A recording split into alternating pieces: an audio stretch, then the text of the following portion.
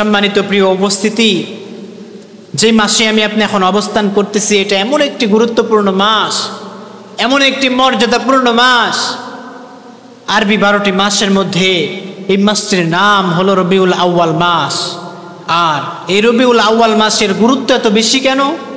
আমার আপনার নবী জনাবে মুহাম্মদুর রাসূলুল্লাহ সাল্লাল্লাহু আলাইহি ওয়াসাল্লাম এই দুনিয়াতে এই রবিউল আউয়াল মাসেই এসেছিল। বলেন সুবহানাল্লাহ। কত তারিখে এসেছে? বিভিন্ন মতভেদ রয়ে আছে। 9 বলেন, 12 বলেন, 13, 17 অনেক মতভেদ আছে। কিন্তু প্রসিদ্ধ যে মতভেদ, প্রসিদ্ধ যেই মত, সেটা হলো রবিউল আউয়াল মাসের 12 তারিখেই নবী করিম সাল্লাল্লাহু আলাইহি ওয়াসাল্লাম এই পৃথিবীতে এসেছে। আমাদেরকে জানতে হবে, আমি আপনি নবীজির শানে দরুদ পড়তে, মিলাদ পড়তে কিন্তু বেশি ভালোবাসি। মিলাদ পড়লে আমাকে আপনাকে কিছু খেতে দেয়, জিলাপি বলেন, বাতাসা বলেন, এগুলো আমরা পাই। এই জন্যে আমরা নবীর শানে মিলাদ পড়তে বেশি ভালোবাসি। কিন্তু নবীর যে সিরাত আছে, সিরাতকে আমরা মানতে চাই না। সিরাতুন নবী, মিলাদুন নবী আমাদেরকে দুইটাই মানতে হবে। আর যদি আমরা আপনি দুইটা মানতে পারি, তাহলেই আমি আপনি সফল কাম হতে পারবো। আমি আপনি আজকে এই জায়গায় থেকে নবীজির সিরাত এবং মিলাদ সম্পর্কে জানবো ইনশাআল্লাহ। মিলাদ, আগে আমরা নবীজির মিলাদ সম্পর্কে জানবো। আমরা যে মিলাদ পড়ি, মিলাদটা আমরা কেন পড়ি? মিলাদ শব্দের অর্থ হলো জন্ম। মিলাদুন নবী মানে নবীজির জন্ম নিয়ে আলোচনা করা।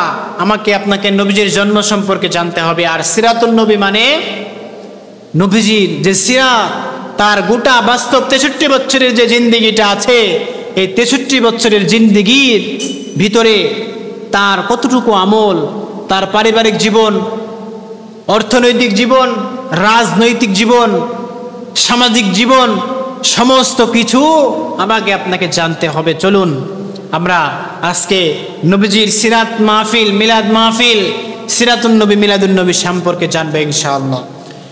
সকলে আমার সাথে বলুন, আউযু বিল্লাহি মিনাশ শাইতানির রাজিম। বিসমিল্লাহির রাহমানির রাহিম। কুল ইন কুনতুম তুহিব্বুনাল্লাহ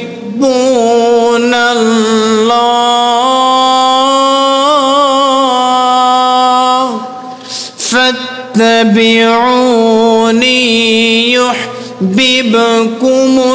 يحببكمullahu wa yaghfir lakum dhunubakum wallahu ghafurur rahim। আল্লাহু আকবার বলেন। সম্মানিত প্রিয় ভাইরা, আল্লাহ রাব্বুল আলামিন কোরআনুল কারীমে সূরাতুল আল ইমরান 31 নম্বর আয়াতে কারিমার ভিতরে জানিয়ে দিলেন, কুল ইন কুনতুম তুহিব্বুনাল্লাহ। ওগো নবীজি, আপনি আপনার উম্মতদেরকে জানিয়ে দিন, আপনি আমার বান্দাদেরকে জানিয়ে দিন, কুল ইন কুনতুম তুহিব্বুনাল্লাহ, যদি তোমরা আমি আল্লাহর ভালোবাসা পেতে চাও, তোমরা যদি আমি আল্লাহর ভালোবাসা পেতে চাও, ফাত্তাবিউনি ইউহিব্বুকুমুল্লাহ, তাহলে আমাকে অনুসরণ করো।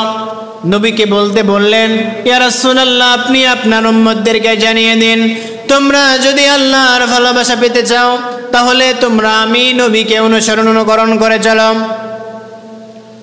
ওয়া ইয়াগফির লাকুম যুনুবাকুম, যদি তোমরা এই সকল কাজ করতে পারো, তাহলে আল্লাহ রাব্বুল আলামিন তোমাদেরকে ভালোবাসবে। শুধু তাই নয়, রব্বুল ইজ্জাত ওয়াল জালাল তোমাদের পরিপূর্ণ জীবনের সমস্ত পাপগুলিকে মাফ করে দিবেন। চিৎকার দিয়ে বলেন সুবহানাল্লাহ। ويغفر لكم ذنوبكم والله غفور رحيم আর আল্লাহ রাব্বুল আলামিন তিনি বলেন আমি হলাম ক্ষমাশীল এবং পরম দয়ালু হাদিস শরীফে পড়েছি আল্লাহর রাসূল সাল্লাল্লাহু আলাইহি ওয়াসাল্লাম বলেন হযরত আনাস রাদিয়াল্লাহু তাআলা আনহু قال قال رسول الله صلى الله عليه وسلم لا يؤمن أحدكم حتى أكون أحب إليه من والده وولده والناس أجمعين متفق عليه হযরত আনাস রাদিয়াল্লাহু তাআলা আনহু হইতে বর্ণিত নবী করিম সাল্লাল্লাহু আলাইহি ওয়াসাল্লাম বলেছে তোমরা ততক্ষণ পর্যন্ত আমার কাছে প্রিয় বান্দা আল্লাহর কাছে প্রিয় বান্দা হতে পারবে না মুমিন মুত্তাকিন দেখে দাবি করতে পারবে না যতক্ষণ পর্যন্ত তোমাদের সন্তান সন্ততি স্ত্রী পরিজন ধন সম্পদ এক কথায় সমস্ত পৃথিবীর মানুষের চাইতে তোমরা আমাকে ভালোবাসবা যতক্ষণ পর্যন্ত তোমরা দুনিয়ার সমস্ত কিছুর চাইতে আমি নবীজিকে বেশি ভালো না বাসবে ততক্ষণ পর্যন্ত তোমরা পরিপূর্ণ মুমিন হতে পারবে না কিসের জন্য নবী করিম সাল্লাল্লাহু আলাইহি ওয়াসাল্লামের কথাটি বললেন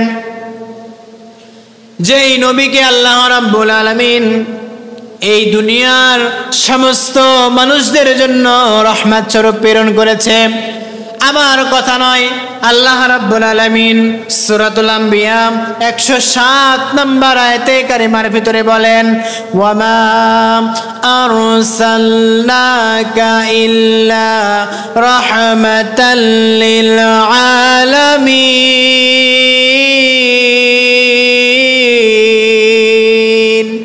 আল্লাহ রাব্বুল আলামিন সুন্দর করে জানিয়ে দিলেন ওগো নবীজি আমি আপনাকে জগৎবাসীর জন্য পৃথিবীর সমস্ত মানুষদের জন্য রহমত স্বরূপ প্রেরণ করেছি চিৎকার দিয়ে বলেন সুবহানাল্লাহ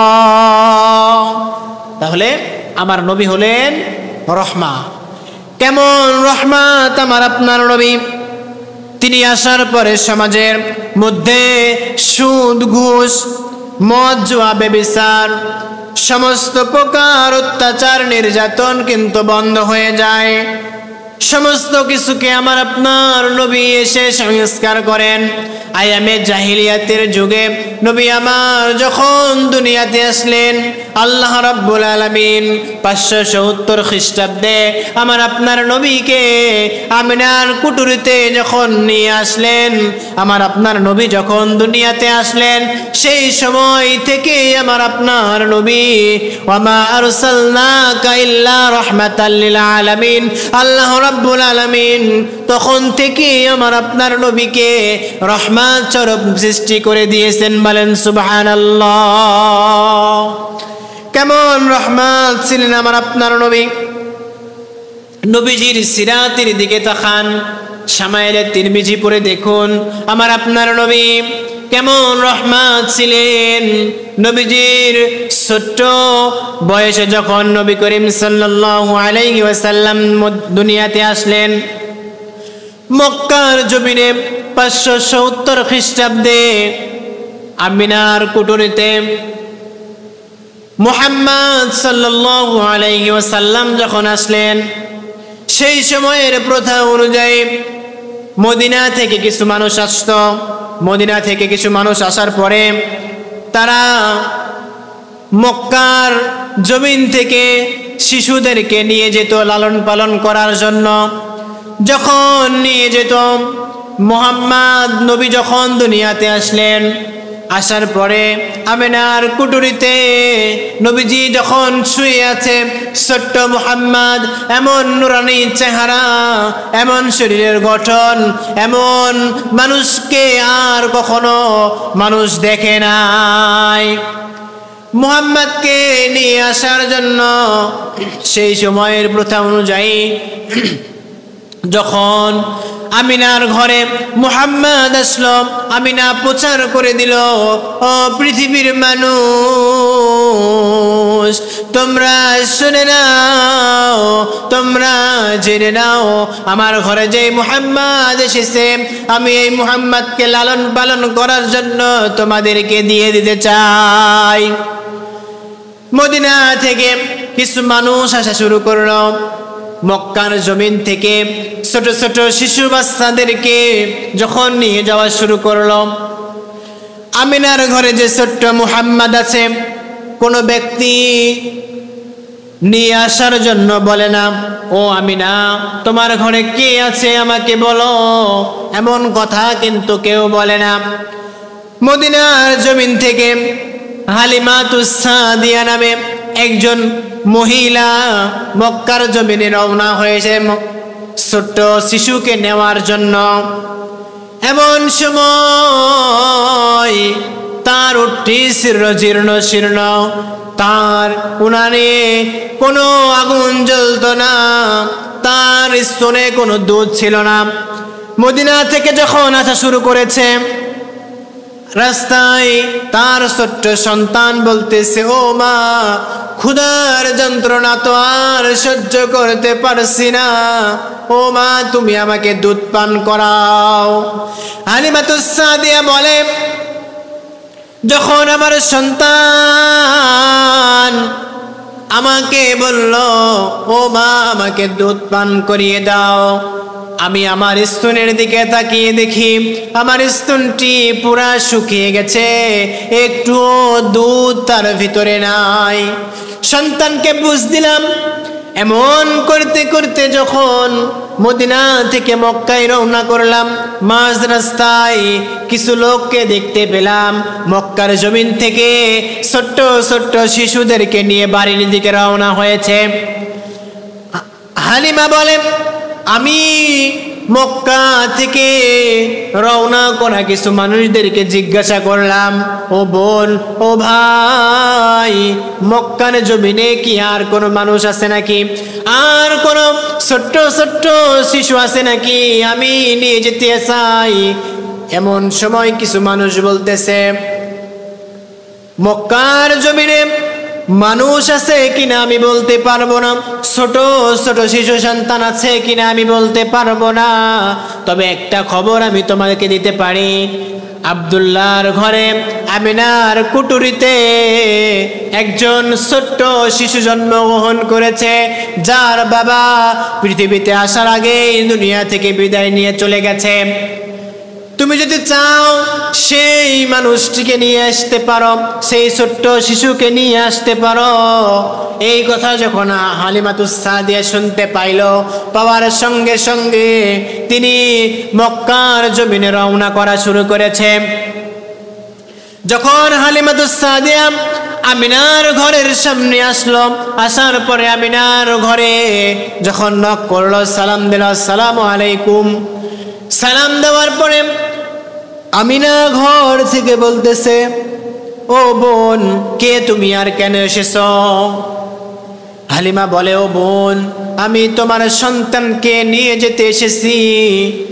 আমিনা বলে, এই পৃথিবীতে এই আজকে এই মক্কার জমিনে অনেক অসংখ্য মানুষ এসেছিল, কেউ তো আমার সন্তানকে নিয়ে আসতে পারে নাই, নিয়ে যাওয়ার জন্য বলে নাই, আর তুমি কে যে আমার সন্তানকে নিয়ে আসতে এসেছ?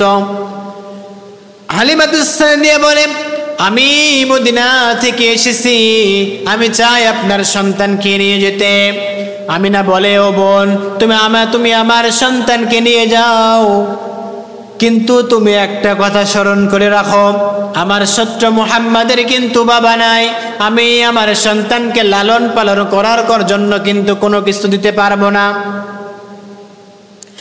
এবার এই কথা বলার পরে হযরতে হালিমাতুস সাদিয়া যখন এ কথা বলল, আমিনা হালিমার কথা শোনার পরে হালিমা বলে, তোমার কোনো কিছুর দরকার নাই, আমি ছোট্ট মুহাম্মদকে নিয়ে যেতে চাই।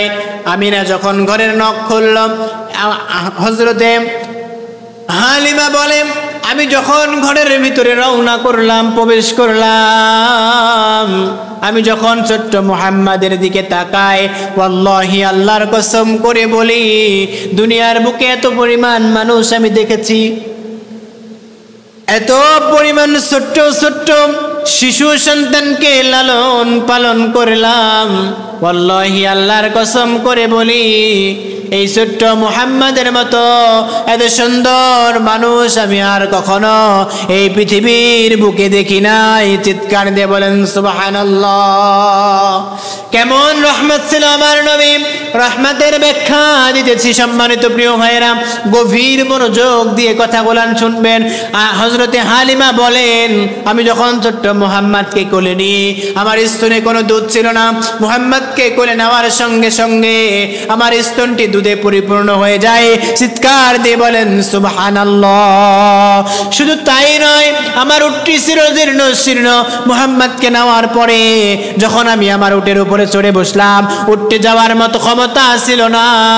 মুহাম্মাদকে যখন আমি আমার কোলে নিয়ে উটের উপরে বসলাম, আমার উটটি এত শক্তিশালী হয়ে যায়, এত জোরে যাওয়া শুরু করেছে।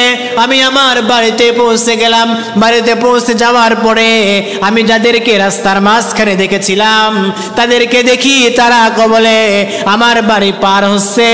আমার নবী কেমন রহমান, ওমাম আরসালনাকা ইল্লা রাহমাতাল লিল আলামিন। আমার নবী হলো সমস্ত পৃথিবীর মানুষদের জন্য রহমা। স্তনে দুধ ছিল না, দুধটি পরিপূর্ণ হয়ে যায়। বাড়িতে যাওয়ার পরে ছাগলের স্তনে কোনো দুধ ছিল না, শুকনা হয়ে গেছে ছাগল, সেই ছাগলটিও তাজা পুষ্ট হয়ে যায়। এই ক্ষমতা কার? এই ক্ষমতা আল্লাহ। সম্মানিত প্রিয় ভাইরা, নবী আমার কেমন রহমা। তাহলে ছোট্ট মুহাম্মাদের দিকে তাকিয়ে হযরতে হালিমা বলে, এই পৃথিবীতে আমি আর মুহাম্মাদের মতো দ্বিতীয় কোনো মানুষ দেখে নাই। আল্লাহু আকবার। কত সুন্দর ছিল তিনি। তার চুলগুলান ছিল উস্কো কুস্কো, কথাগুলান ছিল নম্র, ভদ্রতার সহিত কথা বলতেন। তিনি কেমন করে, তিনি আমাদের আদর্শ, তিনি আল্লাহ রাব্বুল ইজ্জাত ওয়াল জালাল তাকে আমাদের জন্য আইডল হিসাবে প্রেরণ করেছে। তার আদর্শের দিকে তাকালে, তার আদর্শ বাস্তবায়ন করলে আমরা দুনিয়াতে শান্তি এবং পরকালে মুক্তি পাইতাম। নবী আমার কেমন রহমত ছিলেন। জাহিলিয়াতের যুগে যখন কন্যা সন্তান হলে মানুষদেরকে জীবিত হত্যা করা হতো, জীবিত কন্যা সন্তানকে পুঁতে ফেলা হতো। নবী আমার যখন এই জাহিলিয়াতের যুগে দুনিয়াতে আসলেন, আল্লাহ রাব্বুল আলামিন যখন তাকে দুনিয়াতে পাঠিয়ে দিলেন, সেই সময় নবীজি আইন জারি করে দিল, যা আজ থেকে এই পৃথিবীতে আর একটা কন্যা সন্তানও কিন্তু হত্যা হবে না। একটা কন্যা সন্তান যার দুনিয়াতে আসবে, আল্লাহ রাব্বুল আলামিন তাকে জান্নাতি বান্দা হিসেবে কবুল করবেন। দুইটা কন্যা সন্তান যদি কোনো ব্যক্তির হয়ে থাকে, আল্লাহ রাব্বুল আলামিন ওই ব্যক্তিকেও জান্নাতি বান্দা হিসেবে কবুল করবেন। আর যদি কোনো ব্যক্তির তিনটা কন্যা সন্তান হয়, সেই ব্যক্তি আমি নবীর সাথে জান্নাতে চলে যাবে। চিৎকার দিয়ে বলেন সুবহানাল্লাহ। কেমন রহমত ছিল। চিন্তা করে দেখা যায়, একটা সন্তান কন্যা সন্তান হলে জান্নাতি, দুইটা কন্যা সন্তান হলেও জান্নাতি, তিনটা কন্যা সন্তান হলে আমরা সেই নবীর সাথে জান্নাতের ভিতরে যাব। বলেন সুবহানাল্লাহ। এবার আসুন, নবী আমার কেমন আদর্শের অধিকারী। আল্লাহ রাব্বুল আলামিন সূরাতুল আহজাব 21 নম্বর পারার 21 নম্বর আয়াত খুলে দেখুন। আল্লাহ রাব্বুল আলামিন সুন্দর করে জানিয়ে দিলেন, লাকাদ কানা লাকুম ফি রাসূলিল্লাহি উসওয়াতুন হাসানাহ। রব্বুল আলামিন এই আয়াতটির ভিতরে জানিয়ে দিলেন, তোমাদের জন্য ও আমার বান্দারা, ও আমার বান্দারা শুনে নাও, তোমরা জেনে নাও, তোমাদের জন্য আল্লাহর রাসূলের মাঝে রয়েছে উত্তম আদর্শ। চিৎকার দিয়ে বলেন সুবহানাল্লাহ। তাহলে আমাদের জন্য সবচাইতে উত্তম আদর্শকে আমার আপনার নবী। দুনিয়ার কোন মানুষ আমার আপনার আইডল হতে পারে না। মেসি, নেইমার, রোনালদো আমাদের কোনো আইডল হতে পারে না। আমাদের আইডল হবে একমাত্র আমার আপনার নবী। আমরা এখন লক্ষ্য করলে দেখি আমার আপনার ছেলে সন্তান যারা আছে তারা মেসির চুলের মতো করে কাটিং করে। মেসি, রোনালদোর চুলের কাটিং যেভাবে দেওয়া আছে সেইভাবে চুল কাটে। আমরা এইগুলাকে যদি বাস্তবায়ন করি তাহলে আমরা তাদের সাথেই থাকবো, আমরা তাদের সাথে কি করব, থাকবো। সম্মানিত প্রিয় ভাইরা, যে নবীর ভিতরে উত্তম আদর্শ রয়েছে, পা থেকে এই যে মাথা পর্যন্ত যদি নবীর আদর্শ মোতাবেক আমরা জীবনকে পরিচালনা করতে পারি তাহলে কিন্তু আমরা কি হব, নবীজির শাফায়াত পাওয়ার যোগ্য হব। সম্মানিত প্রিয় ভাইরা, নবী আমার কেমন ছিলে, নবী আমার কেমন ছিল? নবীজির ঠোঁট গুলান ছিল গোলাপের মতো পাপড়ি, গোলাপের পাপড়ির মতো। চোখের ভুরু ছিল অতীব সুন্দর, বেশি লম্বাও ছিলেন না, বেশি খাটোও ছিলেন না আমার আপনার নবী। তিনি এমন একজন চেহারার মানুষ ছিলেন যার দিকে একবার কোনো ব্যক্তি তাকাইতো সে ব্যক্তি মায়ায় পড়ে যাইতো। বলেন আল্লাহু আকবার। আর এই কাফের, এই নবীকে কাফের মুশরিকরা কেমন করে মারলো, কেমন করে অত্যাচার নির্যাতন করলো। নবীকে শিয়াবে আবি তালিবে 3টি বছর জেলের ভিতরে রাখলো। সম্মানিত প্রিয় ভাইরা, আমাদেরকে জানতে হবে শুধু নবীর শানে আল্লাহুম্মা সাল্লি আলা পড়ে জিলাপি খাইলে হবে না, নবীজির সিরাত মানতে হবে। শুধু মিলাদ মানলে হবে না। আপনি মিলাদ মানবেন নিষেধ করছি না, কিন্তু আপনাকে সিরাতও মানতে হবে। নবীজির জীবন, নবীজির 63 বছরের জিন্দেগিটা কেমন ছিল আমাকে আপনাকে সেটার দিকে লক্ষ্য করে জীবন পরিচালনা করতে হবে। আমার আপনার নবীর যে শরীরে মশা মাছি বসা হারাম ছিল, কিন্তু সেই নবীকে কাফের মুশরিকরা এত পরিমাণ অত্যাচার, এত পরিমাণ নির্যাতন করলো, যেই নবীর শরীরে দিয়ে এত পরিমাণ রক্ত বের হলো। নবীজির একটি দন্দন মোবারক, দাঁত মোবারক শহীদ করা হয়ে গেল, শহীদ করে ফেললো। আর আমরা তার উম্মত, আমরা তাকে স্মরণ করি কোন সময়? খাওয়ার পরে যেই মিষ্টি খাওয়া হয় সেটাও সুন্নাত, আমরা সেটা মানি। মাথায় পাগড়ি পরা সুন্নাত, আমরা মাথায় পাগড়ি পরি। আসলে নবীজি যেভাবে জীবন পরিচালনা করেছে, নবীজি আমাদের নেতা, সেটা আমরা কখনো মানতে চাই না। নবীজি যে 3টা বছর হক কথা বলার জন্য জেলের ভিতরে ছিল, আমরা এই হক কথা বলতে পারি না। আমরা শুধু সুন্নাত মানতে চাই, খাবার পরে মিষ্টি পান করা, আর কি করা? মাথায় পাগড়ি পড়া। সম্মানিত প্রিয় ভাইরা, এই সকল কাজগুলা করলে নবীর আশেক দাবি করা যায় না। এই সকল কাজ যদি আমি আপনি করি, নবীজির উম্মাত আমরা নিজেকে দাবি করি, কিন্তু আমরা তো নবীর একটি সুন্নাত বাস্তবায়ন করলাম না। সম্মানিত প্রিয় ভাইরা, একটি শক্ত হাদিস, আমার আপনার শরীরের ভিতরে অসংখ্য নিয়ামত আছে, নবীজির অসংখ্য আদর্শ আমার আপনার শরীরে আছে, কিন্তু আমরা কোনটা বাস্তবায়ন করছি? দাড়ি রাখেন, এই যে দাড়ি রাখলে কত পরিমাণ সওয়াব। নবী আমার তিনি বলেন, যদি কোনো ব্যক্তি তার দাড়িতে খুর লাগায়, বিলেট ঠেকায়, কেটে ফেলে, সে যেন আমার গলায় খুর লাগালো, বিলেট ঠেকালো। বলেন আল্লাহু আকবার, নাউযুবিল্লাহ। যদি কোনো ব্যক্তি তার দাড়িতে বিলেট ঠেকায়, ছুরি ঠেকায় বা খুর ঠেকায়, সে যেন আমার গলায় সেইগুলা ঠেকালো। আপনারা চান আমরা আপনার নবী গলায় ছুরি ঠেকাইতে কখনোই আমি আপনি চাই না। যদি না চাই তাহলে আমাদেরকে কি করতে হবে? নবীজি দেখানো পথ অনুকরণ করে চলতে হবে। নবী আমার 570 খ্রিস্টাব্দে 12ই রবিউল আউয়াল তিনি জন্মগ্রহণ করলেন। তিনি যখন জন্মগ্রহণ করলেন তখন থেকে রব্বুল ইজ্জাত ওয়াল জালাল আমার আপনার নবীকে রহমত স্বরূপ প্রেরণ করে দিয়েছেন। আল্লাহ রাব্বুল আলামিন মানব সৃষ্টির উদ্দেশ্য হলো আল্লাহ রাব্বুল আলামিনের পরিচয় লাভ করা। নবী করিম সাল্লাল্লাহু আলাইহি ওয়াসাল্লামের সঙ্গে আল্লাহ পরিচয় করে দেওয়া। আল্লাহ রাব্বুল আলামিন বলেন, তোমরা যদি আমার ভালোবাসা পেতে চাও,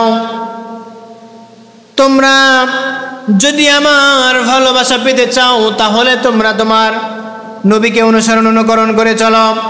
যদি তোমরা এই সকল কাজ করতে পারো তাহলে আমি রব্বুল আলামিন তোমাদেরকে ভালোবাসবো। শুধু তাই নয়, শুধু ভালোবাসাই বলে ক্ষান্ত হই নাই, আমি রব্বুল ইজ্জাত ওয়াল জালাল তোমাদের সমস্ত পাপগুলোকে মাফ করে দিব। চিৎকার দিয়ে বলেন সুবহানাল্লাহ। আল্লাহ রাব্বুল আলামিন আমার আপনার নবীকে কেন প্রেরণ করলেন? রব্বুল ইজ্জাত ওয়াল জালাল 28 নম্বর পারার 59 নম্বর সূরা সূরাতুল হাসরের 7 নম্বর আয়াতের ভিতরে বলেন, ওয়ামা আতাকুমুর রাসূলু ফাখুযুহু ওয়ামা নাহাকুম আনহু ফান্তাহু ওয়াত্তাকুল্লাহ ইন্নাল্লাহা শাদীদুল ইকাব। আল্লাহু আকবার বলুন। রব্বুল ইজ্জাত ওয়াল জালাল এই আয়াতের ভিতরে বলেন, রাসূল তোমাদের জন্য যা দেয় তা গ্রহণ করো, আর যা সে তোমাদেরকে নিষেধ করেছে তা থেকে তোমরা দূরে থাকো। রব্বুল আলামিন ওয়াত্তাকুল্লাহ, আল্লাহকে ভয় করো। ইন্নাল্লাহা শাদীদুল ইকাব, নিশ্চয় আল্লাহ রাব্বুল আলামিন শাস্তি প্রদানে কিন্তু কঠোর ভূমিকা রেখে থাকে। বুঝতে পারলাম আল্লাহ রাব্বুল আলামিন কি বললেন? তোমাদের নবী যেটা তোমাদেরকে আদেশ করেছে সেটা তোমরা পালন করবে, আর যেটা নিষেধ করেছে সেটা তোমরা কখনোই করতে পারবে না। সম্মানিত প্রিয় ভাইরা, নবীজির জীবনকে আমরা যদি বাস্তবায়ন করতে পারি তাহলে আমরা ইহকালীন শান্তি এবং পরকালীন মুক্তি পাব। নবীর শানে দরুদ পড়বেন। আল্লাহ রাব্বুল আলামিন বলেন, ইয়া আইয়ুহাল্লাযীনা আমানু সাল্লু আলাইহি ওয়া সাল্লিমু তাসলিমা। রব্বুল ইজ্জাত ওয়াল জালাল হে আল্লাহ রাব্বুল আলামিন তিনি সুন্দর করে জানিয়ে দিলেন, ইয়া আইয়ুহাল্লাযীনা আমানু, হে ঈমানদারগণ,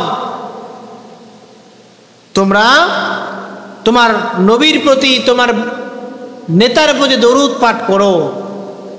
তাহলে আমাদেরকে নবীর প্রতি কি করতে হবে? দরুদ পাঠ করতে হবে। নবীজির দেখানো পথ অনুকরণ করে চলতে হবে। যদি আমরা নবীজির দেখানো পথ অনুকরণ করে চলতে পারি তাহলে কিন্তু আমরা দুনিয়াতে শান্তি এবং পরকালে মুক্তি পাব। আল্লাহ রাব্বুল আলামিন আবার আপনার নবীকে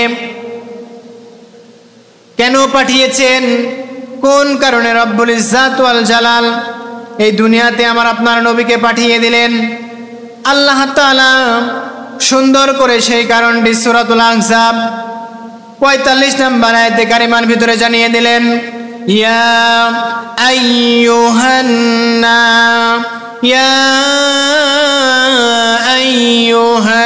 নাবিয়্যু ইন্না আরসালনাকা শাহিদাও ومبشرا ونذيرا আল্লাহু আকবার বলুন।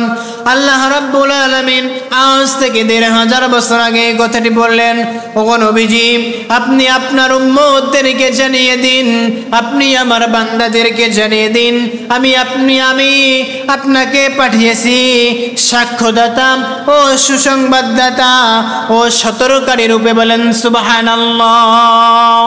রব্বুল ইজ্জত ওয়াল জালাল আমার আপনার নবীকে দুনিয়াতে পাঠিয়েছে সাক্ষ্যদাতা, লা ইলাহা ইল্লাল্লাহু মুহাম্মাদুর রাসূলুল্লাহ। তোমরা সাক্ষ্য দাও আল্লাহ ছাড়া কোনো ইলাহ নাই, কোনো সত্তাও তোমরা খুঁজে পাবে না।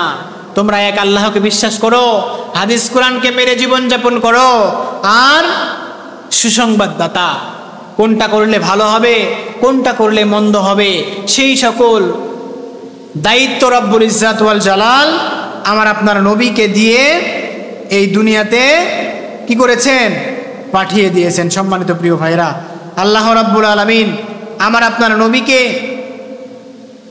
কেন পাঠিয়েছেন? মানব জাতির প্রদীপ স্বরূপ। যেমন আলো না ছাড়া রাত্রিতে কোনো কিছু দেখা যায় না, আল্লাহ রাব্বুল আলামিন আমার আপনার নবীকে এই প্রদীপ স্বরূপ দুনিয়াতে প্রেরণ করেছে। আল্লাহ রাব্বুল আলামিন একই সূরাতুল আহজাব ৪৬ নম্বর আয়াতে কারিমা খুলে দেখুন, আল্লাহ রাব্বুল আলামিন বলেন, ওয়াদাইয়ান ইলাল্লাহি বিইযনিহি ওয়াসিরাজাম মুনীরা। আল্লাহু আকবার বলুন। আল্লাহ রাব্বুল আলামিন বলেন, আল্লাহ অনুমতি ক্রমে তার দিকে আমার আপনার নবীর দিকে আহ্বানকারী ও আলোক দীপ্ত প্রদীপ স্বরূপ দুনিয়াতে প্রেরণ করেছে। চিৎকার দিয়ে বলেন সুবহানাল্লাহ। আল্লাহ রাব্বুল আলামিন তিনি আমাদের যে নেতা হিসাবে দুনিয়াতে এসেছে, রব্বুল ইজ্জত ওয়াল জালাল আমার আপনার নবীকে দুনিয়াতে পাঠিয়েছেন। তিনি কেমন চরিত্রের অধিকারী? নবীকে যখন 14টি কারণে সমস্ত পৃথিবীর মানুষ কাফের মুশরিকরা যখন পাগল বলতো, নবী আমার মক্কার জমিনে যখন কোরআনের দাওয়াত দেওয়া শুরু করলেন, আল্লাহর একত্ববাদ তাওহীদ রিসালাত এই দাওয়াত দেওয়া শুরু করলেন, আল্লাহ রাব্বুল আলামিনের পক্ষ থেকে যখন এই হুকুম এসে গেল, মক্কার জমিনে যখন দাওয়াত দেওয়া শুরু করলো, কাফের মুশরিকরা নবীজিকে পাগল বলা শুরু করলো। এমন সময় আল্লাহ রাব্বুল আলামিন সূরাতুল কলামের ৪ নম্বর আয়াতে কারিমার ভিতরে জানিয়ে দিলেন, ওয়া ইন্নাকা লাআলা খুলুকিন আযীম। ওগো নবীজি আপনি টেনশন করবেন না, আপনি চিন্তা করবেন না, আপনি হলেন এই মহান পৃথিবীর বুকে মহান চরিত্রের অধিকারী। বলেন সুবহানাল্লাহ। তাহলে আল্লাহ রাব্বুল আলামিন আমার আপনার নবীকে কি হিসেবে পাঠিয়ে দিয়েছে? মহান চরিত্রের অধিকারী। আল্লাহ রাব্বুল আলামিন সুপ্রিয় পথের অধিকারী হিসাবে রব্বুল ইজ্জত ওয়াল জালাল কিন্তু আমার আপনার নবীকে এই দুনিয়াতে পাঠিয়েছেন। আল্লাহ রাব্বুল আলামিন বলেন সূরাতুন নাজম ১ এবং ২ নম্বর আয়াতের ভিতরে, ওয়ান নাজমি ইযা হাওয়া মা দাল্লা সাহিবুকুম ওয়া মা গাওয়া। রব্বুল আলামিন বলেন ওয়ান নাজমি ইযা হাওয়া, কসম নক্ষত্রের যখন তা অস্ত যায়। অস্ত যায় কি? সূর্য। আল্লাহ রাব্বুল আলামিন সূর্যের কসম করলেন, মা দাল্লা সাহিবুকুম ওয়া মা গাওয়া, তোমাদের সঙ্গী পথভ্রষ্ট নয়। আমাদের সঙ্গী বলতে মুহাম্মদ সাল্লাল্লাহু আলাইহি ওয়াসাল্লামকে বোঝানো হয়েছে। তোমাদের সঙ্গী আমার সঙ্গী। আল্লাহ রাব্বুল আলামিন বলেন আমার বন্ধু বিভ্রান্তি নয়, বিপদগামীও নয়, আমার নবী হলেন রহমা। চিৎকার দিয়ে বলেন সুবহানাল্লাহ। রব্বুল ইজ্জত ওয়াল জালাল আমার আপনার নবীকে কেন এই দুনিয়াতে পাঠাইলেন? রব্বুল ইজ্জত ওয়াল জালাল আমানতদার স্বরূপ কিন্তু নবীকে কিন্তু পাঠিয়েলেন দুনিয়াতে। আমার আপনার নবীকে আমানতদার স্বরূপ কিন্তু দুনিয়াতে পাঠিয়েছে। নবীজির জীবনের দিকে লক্ষ্য করলে পাওয়া যায় অনেক কাফের মুশরিকরা আমার আপনার নবীর কাছে কিন্তু আমানত রাখলো, যে আমানতটা নিজের বাবার কাছেও হেফাজতকারী মনে করতো না, নিজের মায়ের কাছেও কোনো দাম ছিল না, এমন সকল কাজ কিন্তু তারা করতো। আল্লাহ রাব্বুল আলামিন আমার আপনার নবীকে কিসের জন্য এই পৃথিবীতে পাঠাইলেন? রব্বুল ইজ্জত ওয়াল জালাল আমার আপনার নবীকে আমানতদার স্বরূপ দুনিয়াতে পাঠিয়েছেন। চিৎকার দিয়ে বলেন সুবহানাল্লাহ। রব্বুল আলামিন তিনি আমার আপনার নবীকে এই দুনিয়াতে পাঠিয়েছেন। গভীর মনোযোগ দিয়ে শুনবেন। নবীজির সিরাত মানবেন, মিলাদ মানবেন না, মিলাদ মানবেন না, সিরাত মানবেন না, মিলাদ মানবেন, সিরাত মানবেন না, এটা কখনো হতে পারে না।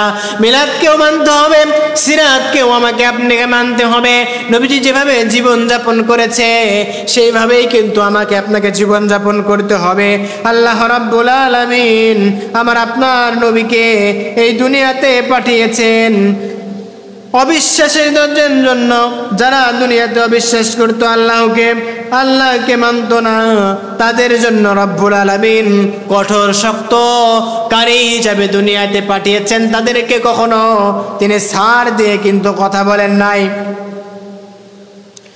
রব্বুল ইজ্জত ওয়াল জালাল আমার আপনার নবীকে এই পৃথিবীতে যখন পাঠিয়ে দিলেন মানবতার জন্য দুনিয়াতে, রব্বুল আলামিন যখন পাঠিয়ে দিলেন, রব্বুল ইজ্জত ওয়াল জালাল 570 খ্রিস্টাব্দে যখন দুনিয়াতে আসলেন, আসার পরে আস্তে আস্তে ছোট্ট মুহাম্মদ হালিমাতুস সাদিয়ার ঘরে যখন লালন পালন হওয়া শুরু করলো, হাদিস শরীফের ভিতরে পড়েছি ছোট্ট মুহাম্মদ কেমন রহমা ছিলেন। নবী আমার ডান স্তনের দুধ কিন্তু পান করতেন। হালিমা বলেন যতদিন পর্যন্ত মুহাম্মদ আমার স্তনের দুধ পান করেছে আমি কোনোদিন মুহাম্মদকে আমার বাম স্তনের দুধ পান করাইতে পারি নাই। কেন পারি নাই? নবী আমার বলেন একটা ডান পাশের স্তনের দুধ আমি খাইতাম আর বাম পাশের স্তনের দুধ আমি আমার পালক ভাইয়ের জন্য রেখে দিতাম। বলেন সুবহানাল্লাহ। কেমন রহমা ছিল আমার আপনার নবী। ছোট্ট, কিছু বোঝে না, যা বলে তাই শুনে, কিন্তু ডান স্তনের দুধ পান করতেন, বাম স্তনের দুধ পালক ভাইয়ের জন্য রেখে দিতেন। নবীজির কেমন মুজিজা! নবী করিম সাল্লাল্লাহু আলাইহি ওয়াসাল্লামের মুজিজা ছিল 1000-এরও বেশি।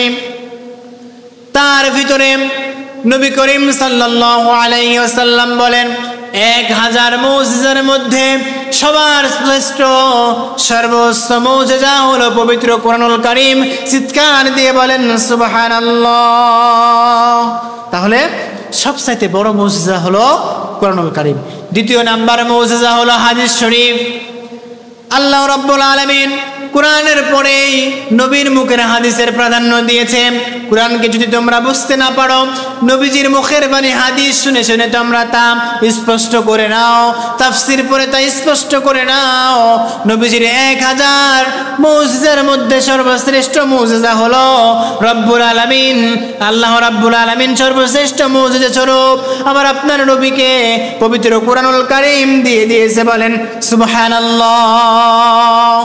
তারপর একটি মুজিজা হলো কাফের মুশরিকরা নবীজির কাছে গিয়ে বলে, নবী করিম সাল্লাল্লাহু আলাইহি ওয়াসাল্লাম মিনায় অবস্থান করতেছে। অনেক কাফের মুশরিকরা সেই জায়গায় গিয়ে নবীজিকে বলে, হে মুহাম্মদ, ও মুহাম্মদ, অলৌকিক নিদর্শন দেখতে চাই আমি তোমার কাছে, তুমি যে নবী আমরা মানব। 40 বছর পর্যন্ত নবীজিকে কেউ বলে কিছু বলে না। 40 বছর পর্যন্ত মক্কার জমিনে নবী আমার ছিলেন সুন্দর মনের মানুষ, আল আমিন, সত্যবাদী। আমানত তার কাছে কাফের মুশরিকরা নিয়ে এসে রাখত। আল্লাহ রাব্বুল আলামিন 40 বছর বয়সে যখন তাকে নবুয়ত প্রাপ্ত করলেন, 10টি বছর যখন মক্কার জমিনে দাওয়াত দিলেন, এই দাওয়াত দিতে গিয়ে নবীকে অসংখ্য অগণিত অত্যাচার নির্যাতন সহ্য করা হয়েছে। কাফের মুশরিকরা তাকে অত্যাচার করেছে, ছোট্ট ছোট্ট বাচ্চা দ্বারা তাদেরকে লিলিয়ে দিয়েছে, আঘাত করেছে নবীর উপর, এমন রক্ত তার শরীর থেকে বের হয়েছে, সহ্য করতে পারা যায় না। নবীর প্রেম বুকে থাকলে, সম্মানিত প্রিয় ভাইরা, নবীর প্রেম ভালোবাসা যদি আপনার শরীরে একটুকু থাকে, তাহলে আপনার কলিজায় আঘাত লাগবে। যেই নবীর শরীরে মশা মাছি বসা পর্যন্ত হারাম ছিল, সেই নবীকে কত পরিমাণ অত্যাচার নির্যাতন তারা করেছে। কাফের মুশরিকরা এসে নবীকে বলল, নবী, আমরা তোমাকে নবী হিসেবে মানতে চাই, যদি তুমি তোমার অলৌকিক কোনো ক্ষমতা দেখাইতে পারো। হুজুর সাল্লাল্লাহু আলাইহি ওয়াসাল্লাম বলেন, ওই যে আসমানের দিকে তাকাও। তারা আসমানের দিকে তাকিয়ে দেখল চন্দ্রটা দুই ভাগ হয়ে গেছে। বলেন আল্লাহু আকবার। মাঝখানে পাহাড়। সমস্ত কাফের ভালো করে দেখার পর পুনরায় আবার চাঁদ এক হয়ে যায়। মুজিজা কে দিয়েছে? আল্লাহ রাব্বুল আলামিন এই মুজিজা দিয়েছে, কিন্তু হতভাগা কাফেররা সেই মুজিজাকেও তারা কিন্তু অস্বীকার করেছিল। তারা কখনো নবী হিসেবে তাকে মানতে পারে নাই। আল্লাহ রাব্বুল আলামিন নবীজিকে ক্ষমতা দিয়েছিল, ওই যে চন্দ্র এক ইশারায় চন্দ্রটি দুই ভাগ হয়ে যায়। আবার একটি মুজিজা হলো এমন একটি সময়, যে সময়ে মানুষ একটুকু পানি খেতে পারে না, পানি নাই, এলাকায় কোনো জায়গায় পানি নাই। আল্লাহ রাব্বুল আলামিন আসমান থেকে বৃষ্টিও নাজিল করে না। এমন সময় সবাই মুহাম্মাদের কাছে আসলো। আসার পরে মুহাম্মদ বলল, তোমরা এক মগ পানি নিয়ে আসো। যখন এক মগ পানি আনা হলো, মুহাম্মদ সাল্লাল্লাহু আলাইহি ওয়াসাল্লাম তার নখের উপরে ঠেকালো। সঙ্গে সঙ্গে আল্লাহ রাব্বুল আলামিন ঝর্ণার ন্যায় তার নখ থেকে পানি প্রবাহিত করতে লাগলো। বলেন সুবহানাল্লাহ। হাদিস শরীফের ভিতরে এসেছে, যখন এই নখের ভিতর থেকে পানি পড়া শুরু করলো, সমস্ত মানুষ তাদের তৃষ্ণার্ত মন এসে তারা তৃষ্ণা নিবারণ করে বাড়িতে তাদের প্রয়োজনে পানি নিয়ে যায়। বলেন সুবহানাল্লাহ। কেমন রহমত ছিলেন আমার আপনার নবী, কেমন মুজিজা রব্বুল আলামিন আমার আপনার নবীকে দিয়ে দিয়েছে। আমার আপনার নবী করিম সাল্লাল্লাহু আলাইহি ওয়াসাল্লাম, তিনি যে আমাদের নেতা, সেটা আমাকে মানতে হবে। আল্লাহর ভালোবাসা পেতে হলে নবীকে ভালোবাসতে হবে। যদি তুমি নবীকে ভালোবাসতে চাও, তাহলে সমস্ত পৃথিবীর চাইতে তোমার নবীকে বেশি ভালোবাসতে হবে। আমার আপনার নবীর কাছে একটা ছোট্ট বাচ্চাকে যখন নিয়ে আসা হলো, বিজয় হজের সময় নবী করিম সাল্লাল্লাহু আলাইহি ওয়াসাল্লামের নিকটে ইয়ামানবাসী এক বাচ্চা নিয়ে আসলো। যেই বাচ্চা ওই দিনই জন্মগ্রহণ করেছে, তার বয়স হলো একদিন। নবী করিম সাল্লাল্লাহু আলাইহি ওয়াসাল্লাম বাচ্চাকে জিজ্ঞেস করলো, হে বাচ্চা, বলো তো আমি কে? তুমি কি জানো না কি আমি কে? ওই বাচ্চা সঙ্গে সঙ্গে মুখ ফুটে জবাব দিয়ে উঠল, আপনি হলেন আল্লাহ রাব্বুল আলামিনের সত্য নবী ও রাসূল। বলেন সুবহানাল্লাহ। নবী করিম সাল্লাল্লাহু আলাইহি ওয়াসাল্লাম বলেন, ও বাচ্চা, তুমি ঠিক বলেছো।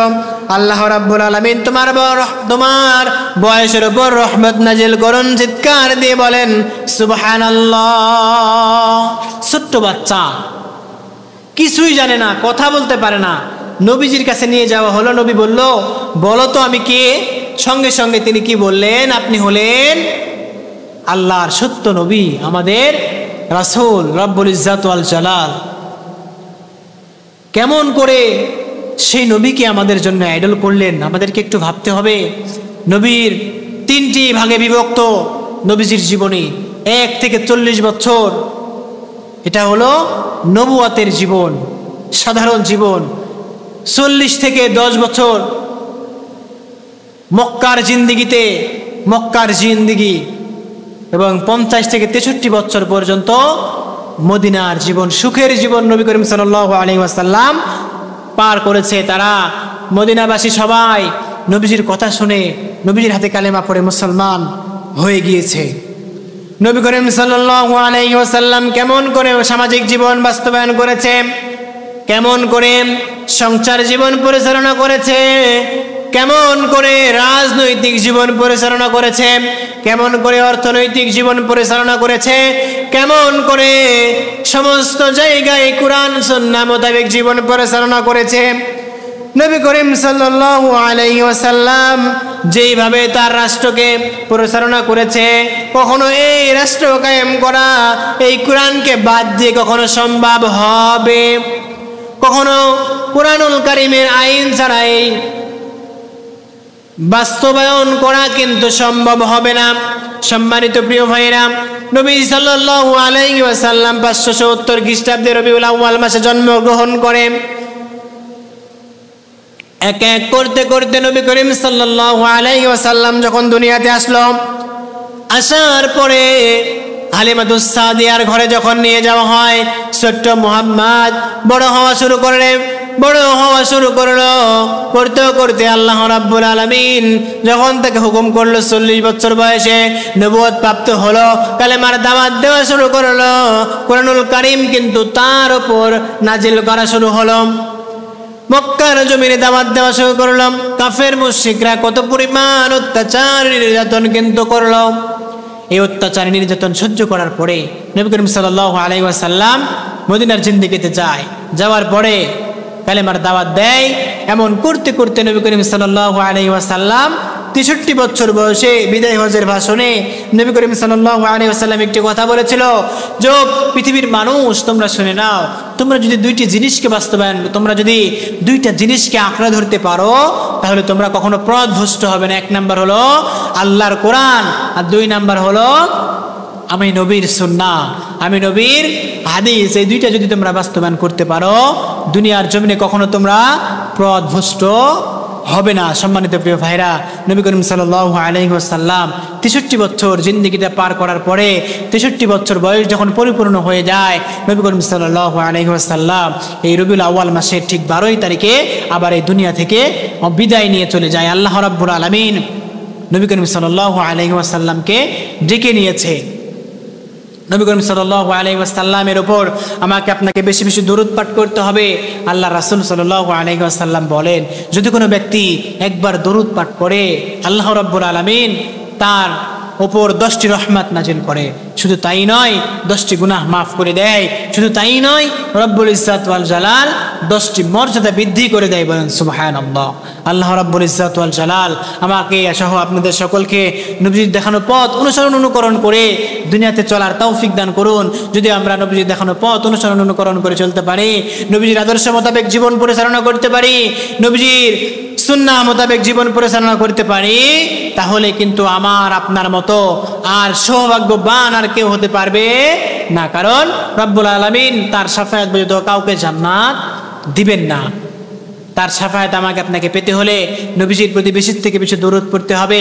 একটি হাদিস কুরআনুল কারীমের আয়াত তেলাওয়াত করেছি। আয়াতটি হলো, কুল ইন কুনতুম তুহিব্বুনাল্লাহ ফাত্তাবিউনি ইউহিব্বুকুমুল্লাহু ওয়া ইয়াগফির লাকুম যুনুবাকুম আল্লাহু গফুরুর রহিম। ও নবীজি, আপনি আপনার উম্মতদেরকে জানিয়ে দিন, তারা যদি আমায় আল্লাহর ভালোবাসা পেতে চায় তাহলে তারা যেন আপনাকে অনুসরণ করে। যদি তারা আপনাকে অনুসরণ করে তাহলে আমি আল্লাহ তাদেরকে মাফ করে দিব, তাদের জীবনের সমস্ত গুনাহকে মাফ করে দিয়ে তাদেরকে জান্নাত দিয়ে ধন্য করব। বলেন সুবহানাল্লাহ। তাহলে সম্মানিত প্রিয় ভাইরা, আমরা দুনিয়াতে এসেছি নবীজি দেখানো পথ অনুকরণ করে চলতে হবে। আল্লাহ রাব্বুল আলামিনের কথা অনুযায়ী কুরআনুল কারীমকে গাইডলাইন মেনে আমাদেরকে সামনে চলতে হবে। যদি আমরা এই কাজগুলো করতে পারি সম্মানিত প্রিয় ভাইরা, তাহলে আমরা দুনিয়াতে শান্তি এবং পরকালে মুক্তি পাবো। আল্লাহ রাব্বুল ইজ্জত ওয়াল জালাল আমাকে আপনাকে শুধু মিলাদ মানলে হবে না, সিরাত মানতে হবে, নবীজির জীবনী মানতে হবে, জানতে হবে, পড়তে হবে।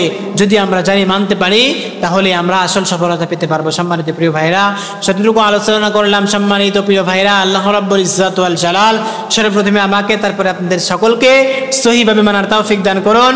আর নবীজির সুন্নাহ মোতাবেক আমাকে সহ আপনাদের সকলকে পা থেকে মাথা পর্যন্ত একটি সুন্নাহ হলেও বাস্তবায়ন করার তৌফিক দান করুন। সকলে আরো একবার বলুন আল্লাহুম্মা আমিন।